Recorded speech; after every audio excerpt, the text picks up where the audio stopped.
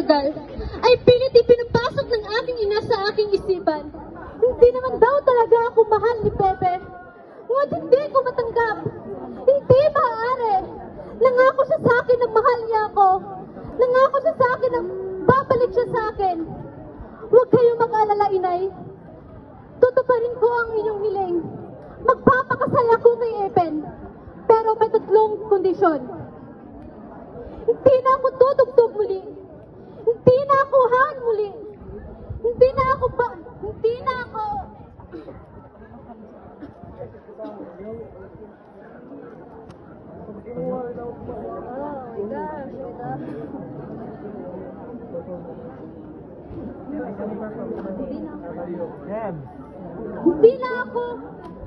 hindi na ako kakanta muli.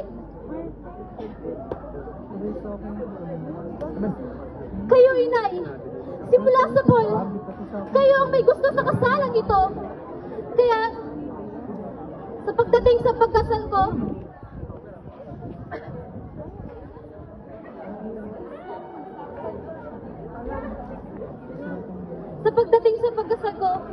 hindi maaring hindi maaring na wala kayo sa tabi ko.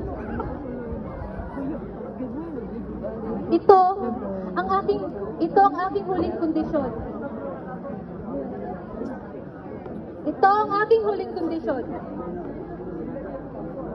Sa araw ng aking kasal, ay tila araw ng aking kamatayan.